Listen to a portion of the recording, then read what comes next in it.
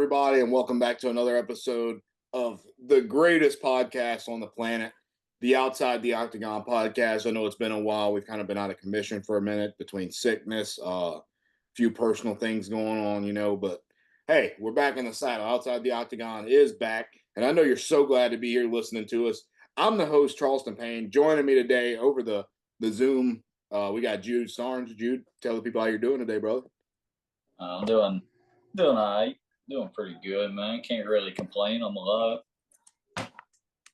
The Honorable Jude Starnes, once again, back at it, co-hosting this thing all the way up, dude. And we've got a very exciting episode for you guys. An incredible fight card coming up ahead of us, quite frankly. I mean, there's no fights on this entire main card. As I'm scrolling through looking at it right now, I'm noticing that there's no fights on the main card that you're going to want to miss. And the more I look at the prelims, I mean, I'm seeing familiar names even in the prelims like Jeff Neal, RDA, Rafael Dos Anjos, Mike Ted, I don't know how to say his first name, Orlabai, Mateusz Rebecki. Rebecki just got beat for his second loss of his career, but it was a bad beat, got bloodied up real bad. Fun fighter to watch. Chris Barnett on the prelims. There's a lot of Bruno Silva's on there.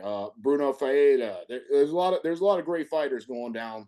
A lot of great fights going down, I should say, on Saturday afternoon. If you're watching the U.S., keep in mind, I will go ahead and say this before we start getting into our predictions. If you're watching in the U.S., remember that this fight card is going to start extremely, extremely early. We're looking at like a 9 a.m. Central Time start time for the prelims, 1 p.m. start time for the main card, Central Time zone in the United States of America. I would do the math on that and tell you guys what it's going to be on the East and West Coast, but I'm an MMA host. I know MMA math and not real mathematics. Let's start talking about MMA math, though. How about it, dude? I'm all for it, man. All right, so open up the episode with another predictions, man. We've been promising the clown mask to the people, and we still haven't got it. I swear to you, for this card, I'm getting our clown mask. I'm going to buy it like tomorrow when I get off work. It's the perfect time of year to. It is actually, dude. I didn't even think about that. That's actually fire, bro. We can just dress up as one of us is gonna have to dress up as a clown for Halloween, I suppose. I'm gonna be Diddy. Whoa. I'm going Diddy. Whoa. Okay. Canceled. Can I get a hell yeah? No, look, I mean, now that you're building up on the Diddy thing, I can go ahead and say what's been driving me crazy to say during this episode anyway. When the hell are we gonna go to the bathroom during these fights, dude? There's no women's fights on the entirety of the card, brother. No, that's all. There's a goose egg. There's 13 fights. 26 people are fighting on Saturday, and not a single one of them. Well, it is 2024. Not a single one of them, to my knowledge, without grabbing, is a woman. So, fucking badass. Oh, it's good. It's badass, good. You cut it off.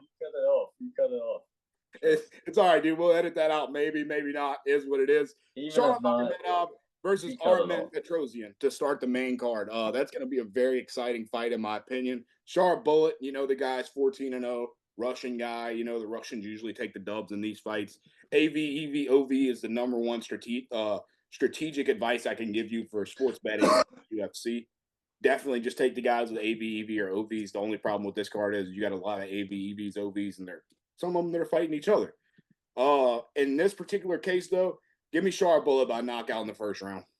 Yeah, and I think the last time we had a guy with one eye in the UFC, he won a belt. So I like Sharp Bullet as well. I think he's definitely going to win. He's probably the best fighter in the UFC right now. Only 30 years old. Okay. That was a little much to say. I mean to say that. It just came out my mouth for some reason. Not the best fighter in the UFC. One of the best young fighters in the UFC for sure. At only 30 years old, I think he's definitely got potential to hold the belt in his future. Definitely a great sleeper middleweight for a future guy to hold the belt. Like I say, 14-0. He's got some impressive wins. A lot of those wins coming by way of knockout. He likes to get the knockout finishes, which usually whenever you see the Russian guys, their typical base, as you know it, is usually going to be a sambo type of fighting base or a wrestling base. It's exciting to see a Russian guy that has the ability to wrestle. Don't get me wrong. He can wrestle. He can throw. He's got them hands on him just like anybody else that you can name in the UFC.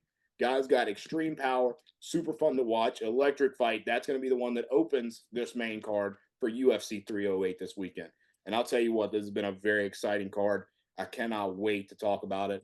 Can't wait to watch it, especially. I mean, I've been zoned into this moment on October 26th. I mean, I've probably said October 26th as many times as Max Holloway has said it through his couple of presser runs for this fight. And God knows every two sentences, we're gonna see you on October 26th, brother. And I love Max Holloway, dude. Like Max Holloway is my dog. That's one of my goats. But he's got to find a different emote in that press conference game, dude. Like, and honestly, I did enjoy the respect that Elia and Max shared for each other. Like Elia even said during Embedded this week, Elia said, it's how do you not respect Max? It would make zero sense to step up on the stage and say that I have zero respect for this guy. Max Holloway is one of the most respected fighters. We'll start talking about Max Holloway 3 or 4 fights from now. Next fight, or Jude, did you have a prediction for Shar? I said it. I said Shar. Oh yeah, you're right. Shar. Well, I guess I didn't clarify. I would say Shar. I think Shar is going to get the. I think he's going to get the finish. I think he's going to get a knockout. Not in round 1, but maybe late round 2, round 3. I think the other guy's going to hold his own, but I've watched a little bit. I'm not even going to try to pronounce his name, but because I'm just not good at the Russian names. So, but I think Shar wins that for sure. Yeah, definitely give me Shar Magomedov. Next up, you got Dan 50K Ige, which I also just found out while watching Embedded. Jude, do you watch Embedded often? I watch Embedded a little bit. I've been watching a lot of college football lately, so I've just the UFC Embedded. It's such a great series that they do because it gives you like a behind the scenes, like with like the back door open to these fighters, and you get to kind of see what they go through during fight week. Dan Ige's son, he's got like I think it's a 2, 3, 4-year-old son named Bam. I was like, dude, that's sick. He talked to him on the phone a little bit throughout the Embedded series. It was awesome to see. But Dan Ige versus Lerone Murphy. Unfortunately, I just don't see this fight going Dan's way. Dan Ige, incredible fighter, stepped in on short notice in his last fight against Diego Lopez. Unfortunately, wasn't able to get the job done, but still fought him all the way to decision with Diego Lopez, which is a tough fighter to fight, man. And a catch weight bout on top of that with 3 hours notice. Really impressed me with that performance, but it's going to take a lot to dethrone the zero off of Lerone Murphy. He's 14-0 and 1. And I think Lerone's a great fighter. I think Lerone just slightly has the edge here. Last time Lerone fought, he was fighting Edson Barbosa, and I made the mistake of picking against the guy. I don't think I'll be able to do that again. So go ahead and give me Lerone Murphy over Danny Ige this weekend. Yeah, I think Danny Ige is a great fighter. He's going to compete with everybody. I just don't know, is he really a winner? I don't know if he's really he's a winner, obviously, but like against some of these better guys, I don't know if he can consistently win or anything. He can put up good fights, and he's an entertaining fighter to watch. But with that being said, I think Dan Ige is going to win this fight. He looked very much so improved. He looked like he was going to prove me wrong. He did prove me wrong the last fight from what I thought. Obviously, we didn't get to make predictions because we wasn't expecting that fight to happen that night. But he proved me wrong once. I'm not going to let him prove me wrong twice. So basically, the same reason that you picked your guy, Murphy. I think Dan Ige wins this fight. He's the more experienced guy in the UFC, and I think it's going to show. And I mean, experience in this sport goes a very long way. But I mean, honestly, I'm not exactly sold on the Lerone Murphy hype train. Edson Barbosa is probably my favorite fighter to use on UFC 5, though, so I'm still a little buttered about that. I know that's horrible reasoning, but I mean, dude, give me Lerone, bro. He dropped my boy Edson a couple times, man. I mean, great fighter. And I love Dan Ige, dude. Don't get me wrong. There's a reason why his nickname's 50K. 50K obviously is for the bonus that you get for fight of the night, performance of the night, knockout of the night, submission of the night, those type of bonuses that you get as a fighter. He's known as 50K for that reason because he's bringing in the bag if he's going to be out there fighting. So yeah, for sure. Regardless, I'm sorry, bro. Go ahead. I was just gonna say it's one of the more creative nicknames too. Like that's one of my favorite nicknames. Like it's so creative, like such a unique nickname. I like it. And it like rhymes too, so it just fits perfectly for him. And he's like, it's not like if you give Bilal Muhammad 50K Muhammad. Don't get me wrong. Again, I love Bilal, dude. I really do. But you can't slap a nickname like 50K or Bilal the finisher Muhammad. Like you can't Remember, label that. remember the decision, Muhammad. Dude, I swear to God, I was scrolling through something. I was on Instagram and it was like this thing. It was like name every UFC welterweight champion, and there was this one guy. He literally listed them off one by one, and then he gets to 2024. He goes, "I forgot his name." I That's was all. like, damn, that's actually. That's crazy. I was like, I That's was messed like, up. you got to be an MMA fan to get it, dude. But I thought it was hilarious, bro. I really did. I thought that was stupid funny. Um. Anyway, might as well go ahead and move on. Cover the next fight we got. The third match here of this main card for UFC 308 on Saturday, October 26th. Please don't miss it. You're going to hear me say that a lot. We're going to find out Saturday night, brother. But give me it's Magomed Ankalaev versus Alexander Rakic. Rakic, great fighter. Ankalaev, great fighter. 19-1. Magomed Ankalaev is, and Alexander Rakic 14-4. Alexander Rakic, obviously recent loss, UFC 300 to Jiri Prochazka. Great matchup for Jiri. Great matchup for Rakic in that fight. Rakic actually looked like he was winning that first round, in my opinion. Jiri gets the finish in the second round. Magomed Ankalaev, though, that's a hard guy to beat. And again, the AV trick. Give me Ankalaev, dude. I'm not going to take him by finish or anything. I don't necessarily know that this fight goes to a finish. Obviously, Rakic got knocked out by Jiri in UFC 300 on April 13th, but he's only 32 years old. You know, the consequences that come by getting knocked out, then waiting 6 more months to fight is not going to be as significant as guys like Volkanovski getting knocked out against Islam Makhachev and then coming back 3 months later to fight a guy like Ilia Topuria. Everybody knew how that fight was going to go unless you're a brainwashed Volk fan, which a lot of us MMA fans are. I love Volk too. Don't get me wrong, dude. But I mean, in this situation, I don't think that matters. I don't think that makes Rakic more apt to get chinned. But I still think Ankalaev's going to come away with this one, and I still think they're going to screw Ankalaev over and not let him fight Pereira in the next fight that Pereira gets. But it's going to be interesting to see. This is going to be a fun one. Yeah, I'm gonna have to agree with you there. Pretty much everything you said. No real need to reiterate. I think we have a lot of agreements for the most part on this card. You know, but with that being said, there might be some disagreements, so stick around if you're still watching. But I think Uncle Ayev definitely has this fight. I think he clearly has the advantage. He's a big time favorite. It would be really shocking to me if he lost. Get ready for this next one. Next fight, co-main event, and this is the ones we're going to start spending a little more time on talking about for obvious reasons. Main and co-main, we usually do that, and these are just two very exciting fights. We were supposed to get this fight with Robert Whitaker and Hamzat Chimaev. We were supposed to get that fight in June. Got canceled because Hamzat came down with like severe food poisoning, and thankfully he's been able to make a full recovery since that moment. You know, obviously you hate to see that happen. You hate to see fighters have to pull out due to illness, anything like that in any given situation. Same situation, obviously, for Dan Ige whenever he had to fight Diego Lopez. Brian Ortega gets sick on the scales. Didn't even look like he was going to make it to the next day. So obviously that fight couldn't happen. Was upset about that. We got it back. What's the young guy? The young guy that it happened to too. Crap, what's his name? Oh, Raul Rojas. Raul yeah. Rojas. Yes. That happened too. Happened to us at the BFC fight too. They had a guy that it happened to, man. It wasn't on the scales. It was actually in the fight night. And then he still came back and fought. And shout out my boy Sean King, man. We're gonna have him on one day. Was it Sean? Was it Sean King? That was the guy that was fighting against Sean King. Oh yeah, it was the guy fighting. I think the guy that was fighting against him. I mean, that dude. Because they were supposed to be like featured bout of the prelims, I believe, and then they ended up in the co-main.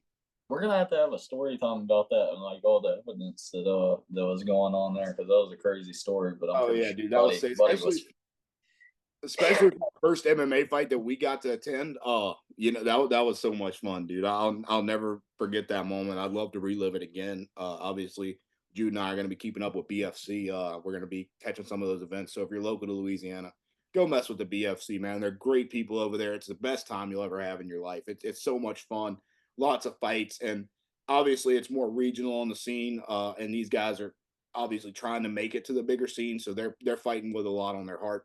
a lot on their chest. So go out there and enjoy a BFC fight one time. Trust me, you'll love it. Oh, they're hungry, son. But anyways, Robert Whitaker. He is 28-7, and he's fighting Khamzat Chimaev, who is 13-1. And the reason I say that is because Bobby Knuckles is going to beat Khamzat Chimaev this weekend. Mark my words. That's crazy too, because I thought that we was gonna disagree. I did too. So wait, so you're thinking the same? No, I think to me that's what I was gonna say. Like for this episode, I was gonna give out a super dog. A guy that I think has really good odds to win. That's a pretty fair underdog.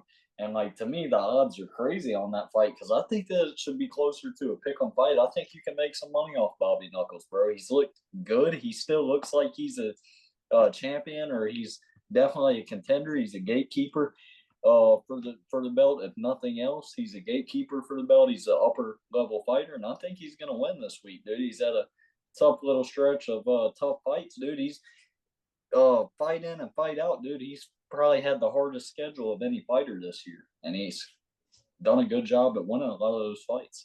Oh yeah, dude, he's been doing great, bro. And then, for example, his most recent fight, he was supposed to fight Khamzat for the main event of that fight night in Abu Dhabi.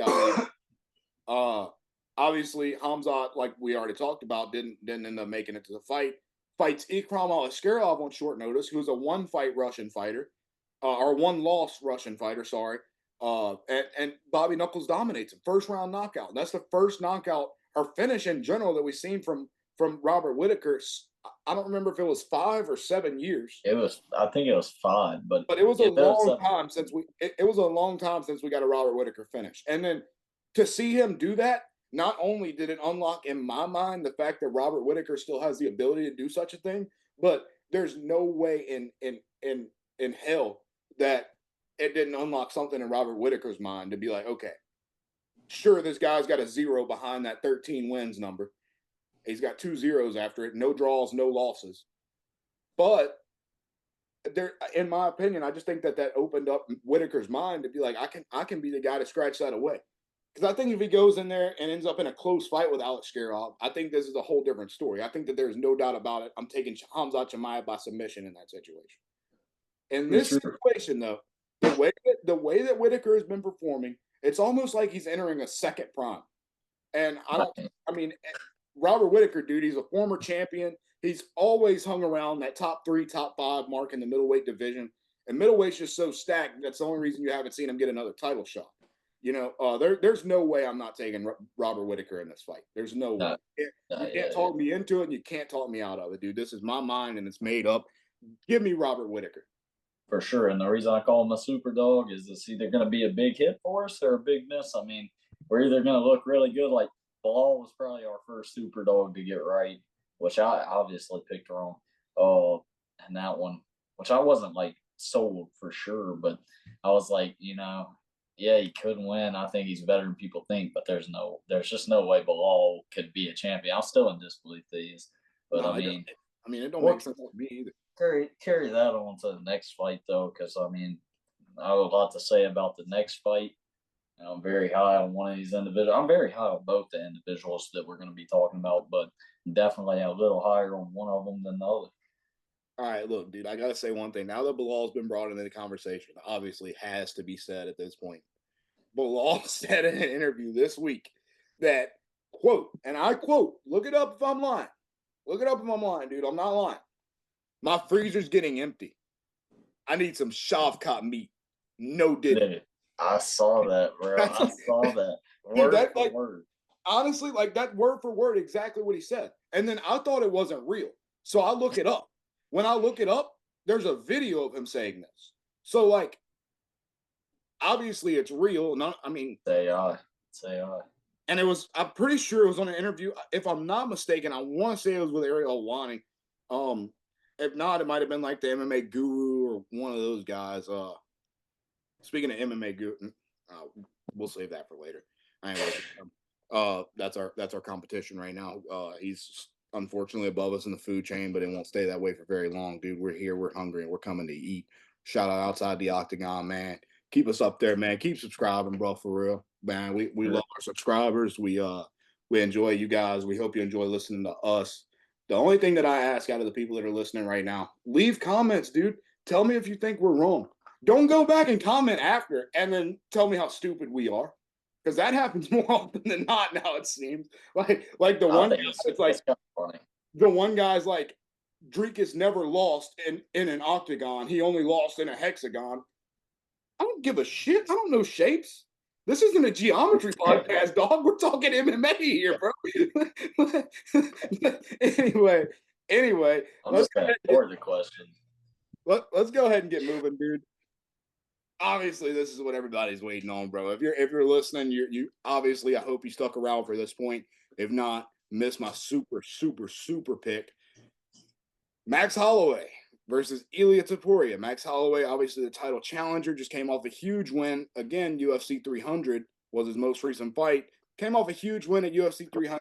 Last second knockout against Justin Gaethje. If you haven't talk about it, go listen to our 300 recap. If you haven't seen it, you've been living under a rock, dog. You know, like that's honestly, dude, it was fire. It was a great event. 300 was incredible. 306 was on paper should have been good. Not that good of a card. Pretty fire they did at the Spear, though. Spear was awesome. Ilia Topuria. That was actually, dude, was that good? No, that was actually good. Dude. All right, dude. McGregor impressions for the rest of the video, bro. Should I go back to my Leon Edwards from the other day, bro? You can try it, man. That one's solid, though. I don't know. You might ruin it because that was really good. I would probably just leave it at that. Oh, yeah. I'm not doing any more impressions. Unless I hit a little Max Holloway one right quick. We're gonna see on Saturday night, brother. but anyway, give me Max, bro. Give me Max. I don't agree. I don't agree at all. I'm gonna give my reason, but go ahead. Okay. So here's what I'll start by. So the first thing I'll say, like, people's gonna talk about it. Yeah, his resume's not that good. He beat Josh Emmett. Josh Emmett's solid. Bryce Mitchell, future contender at the lightweight. That's the top dog, top name right now. Top dog. Obviously, Josh Emmett kind of sent him off where he was headed. But Josh Emmett's been consistent. He's been good. That's his only decision in the UFC. Everybody talks about. Oh, I take that back. His first fight in the UFC was a decision. Other than that, he's had 4 knockouts, 1 submission. I mean, dude, he can use the ground game, but dude, he throws them. He really throws them, dude. He's not a decision guy. Like everybody tries to act like he's just like he was the start of the Bilal Muhammad and who's the other guy that was just hugging Rob. So you got Marab, Bilal, and everybody's talking about how bad the title guys are right now. To me, he's the best. Topuria is the best title guy we have, probably, other than interim holder. Well, no. We got Pereira. Other than Pereira, you got Pereira, and you have what's his name? The interim guy. Oh crap! I sound dumb right now. I don't know why. I'm just gonna. Yeah, Aspinall, obviously. Aspinall. Those are 2 guys that aren't crotch sniffers. But Ilia is not a crotch sniffer like everybody tries to act like. Like I just said, he only has 2 decisions. Even his decisions, he was throwing them, dude. And he's a gamer, dude. He shows up for the big fights. He believes he's the best. He is the best in his weight class, and he believes it. And everybody hates on him for that. Yes, he's cringy, but just because you're cringy doesn't mean you're not a winner, dude. And he's a winner. And I think Max Holloway, those older guys, it's hard for them to string together consistent wins. And I think Max Holloway is going to once again struggle with that. Ilia Topuria, never been beat. He's never going to be beat. Max plus Holloway. I actually like Max Holloway, I'm rooting for Max Holloway in this fight. I'm not a Topuria hater like most people, but I'm rooting for Holloway. But I just don't see Topuria losing this fight. I think he's one of the best fighters we've seen, one of the best strikers we've seen in a minute. I think his striking is very elegant and pretty to watch. I mean, my pick is slightly biased because you know me. If you're an avid listener to the Outside the Octagon podcast, you've heard me probably say it, but I will absolutely Let me find the filler word so I don't have to say no Diddy after I say this. I don't know. I don't know. It is what it is. But I will absolutely. I'll go to bat for Max Holloway. Okay, there we go. Bang. We don't have to say no Diddy after that. I'll go to bat Go for Max through Holloway. the back. You said that. through the back. No. No. Plus, you said through the back. No, Diddy. But anyway, Yeah, I had to mess it up. I'm a Max Holloway dude. I'm a Max Holloway connoisseur, bro. Love the guy. Like I said, one of my favorite fighters in the UFC. So my pick, the slightest bit of bias, dude. It's like that much bias. And the reason why I say that it's that much bias is because I want you to look at this real fast. All right. Let's see if you can see that number right there in the middle where it says 5 knockouts for Bilal Muhammad. He has 5 of those. Let me go find this other guy. 5 knockouts. Yeah. He's knocked out 5 people. This guy right here by the name of Ilia Topuria has 5 knockouts as well. Him and Bilal have the same amount of knockouts. And I bet you didn't know that. And I'm willing to bet anybody that's listening right now didn't know that either. Yeah, but the problem with that is that doesn't matter. Look, and yeah, sure, that's fine and everything. That's okay. But my point is Ilia's knockout over Volkanovski. You can even call it a fluke, dude. We knew that was coming, bro. Okay. And if you didn't, like I said, you're just a Volk meat rider, bro, and you can't stop bouncing Volk off of you. I don't think many people saw that coming. I didn't make money during that fight. I don't bet, but my dad betted on that fight, and he made a lot of money off that fight. I did too. I took Ilia by knockout and over 1.5 rounds, and obviously hits by like 30 seconds on the overall rounds, but hits. I'll take it. You know, money's money, and I'll fucking take it when they give it. I usually donate whenever it comes to that aspect. But he was a dog in that fight. Like we made money on that fight. And don't get me wrong, having a win against Volkanovski is huge. I think Alexander Volkanovski, if you set the table down right now and the UFC ends tomorrow and we don't even see this fight, I think Volkanovski is the greatest featherweight of all time. To this point, to today, what we have right now, it's Volkanovski. You let Ilia beat Max and then defend again against whoever's next. Volk again, maybe. If he defends against Max, then fights Volk again, then and wins, then you could argue Ilia. Obviously, that's a freaking given, dude. But with Ilia's fight against Volk, the reason why I almost want to call it fluky is for the simple reason Volk fights up a weight class on short notice, 2 months ahead of this fight. Gets the call like a week out, fights up a weight class, once again, like I said, gets knocked out in, was it the second round against Islam? Yeah, I believe so. I think it was a second round knockout against Islam. And it was either second or fourth. Yeah. It was a nasty, nasty head kick, bro. And Volkanovski is 36 years old. When you've got a guy at that age that gets knocked out that bad in a different weight class, then 2 months later, 2 months, you let him turn around, come back into fighting, then expect him to fight this freaking firepower Spaniard El Matador, used to fight bulls for a living.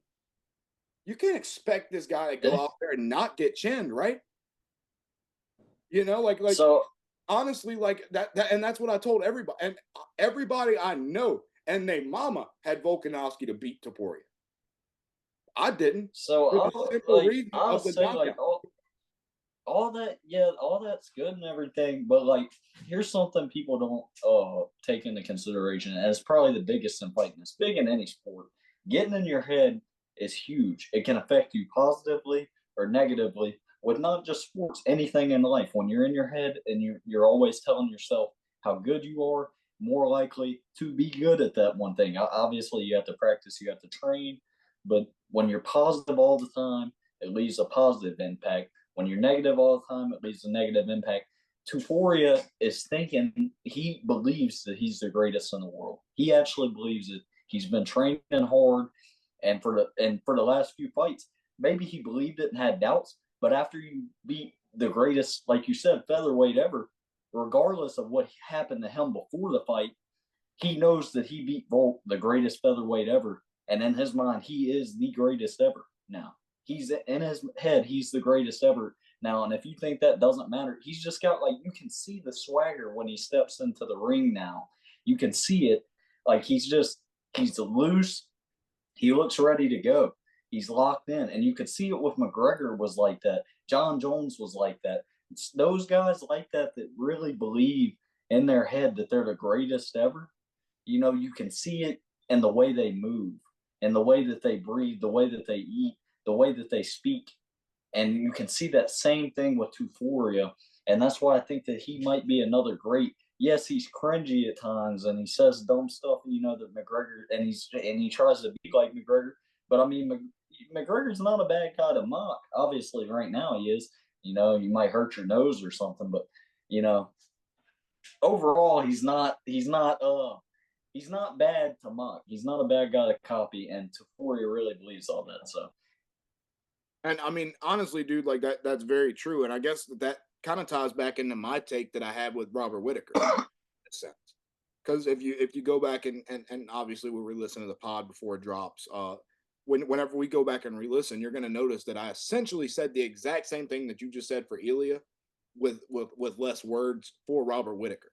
Did I not? Did I not just say? yeah, well, that? I'll say that the difference is with Whitaker and Taforia, though. Taforia still has work to do to actually be there for us to believe it. I don't necessarily believe it yet. You don't. The fans don't necessarily believe it yet. Whitaker doesn't have to believe it because he knows. We all know that Whitaker. I mean, you can watch the way he fights now, and it's like everybody knows this guy's the real deal. He's still the real deal. He's still Robert Whitaker. So that's the difference, in my opinion. There's still work to be done for Taforia, but I believe that he's going to get it done. We'll see this weekend, though. That's a fair assessment. Max Holloway by decision or 4th-round knockout. Yes, sir. Oh, by the way, so for the Hamzat fight, I never said that. I think Whitaker by decision. I do think that goes to decision. I mean, he's not gonna. Not gonna say he's not gonna do it. Maybe he does. I don't know. In all likelihood, he does not knock Hamzat Chimaev out. Or submit him. I just can't really see either one. He's not. So. He's not gonna submit Chimaev, dude. Like the more I even had this conversation like 20 minutes before hopping on the pod. I was at some of my homies' house and stuff. You know, just chilling, talking football, UFC, basketball, what have you. You know, and UFC came up during the conversation. Shit, where was I going with that? We were talking about Whitaker and everything. Oh no, Whitaker, I know what it is. I know what it is. So I said, I was like, dude, like the thing about those Russians is like they get turned loose at like 7 years old and they wrestle bears, bro. Like, how long did Poirier have Khabib in the guillotine choke for? It was what, like 20 seconds of him being in a tight guillotine that should not be gotten out of on Khabib versus Poirier. And Poirier like looked like he erased the 0 from Khabib's name. Next thing you know, even the guys. Before you know it, Khabib slips out of the choke and flips it around and bang, rear naked, and Poirier within 10 seconds is done for. Those Russians, first of all, they got insane cardio. You can't beat their cardio. They run through the freaking mountains all day, for Christ's sake. They start wrestling bears at 5 years old. That's a hard group of people to beat, dude. And by no means am I saying that. I know somebody's probably going to take it as, oh, look at this racist guy or something like that. Whatever, dude. Take it how you want it. I mean, I think that being Dagestani is the best base for MMA. You know, like Khabib. Yeah, I'd send my kid. Huh? I'd send my kid there. I'd definitely send my kid there for sure. Oh yeah, if they're even remotely talking about being a fighter, dude, you're going straight to Dagestan, son. First, if they say Dada, they got to go to Dagestan. Dada, Dagestan, dude. I promise you. That's what they're asking for. That's what the kids want. Or not rhymes, but I guess it's the prefix to the word. I mean, Dagestan. That's what they're trying. That's what they're trying to say, dude. I promise you. So you might as well make their dreams come true. Send your kids to Dagestan. You heard it here first. Absolutely, dude. But you got anything else you want to say to the people before we wrap this thing up, brother? No, we tried to keep it short, but it's been a minute since we've done one, so kind of went over. We'll have obviously a recap, as always we do with these bigger events, and so definitely stick around for the recap. We'll probably maybe talk about Talk Tua and Sean O'Malley and some other interesting stuff in that video. Dude, all right, you shouldn't have brought that up, bro. Talk Tua. Did you know, bro?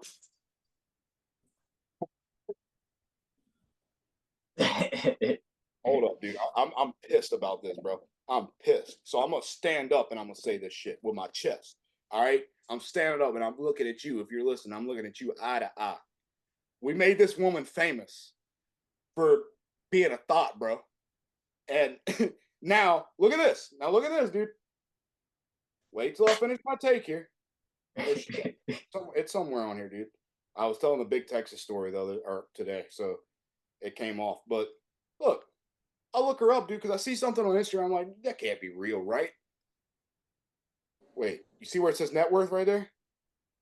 Yeah. Approximately $12.5 million, dude. We made this thought $12 million for her to say something like "Hawk Tua," spit on that thing, bro. Nobody cares. You shouldn't have $12 million freaking dollars in the bank from it. Nobody cares, bro. Nobody cares, dude.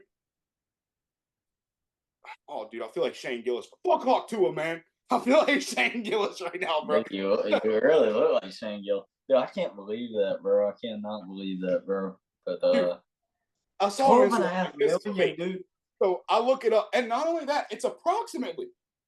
So that means she's probably got more. Oh yeah, that was probably a month after it happened. Dude.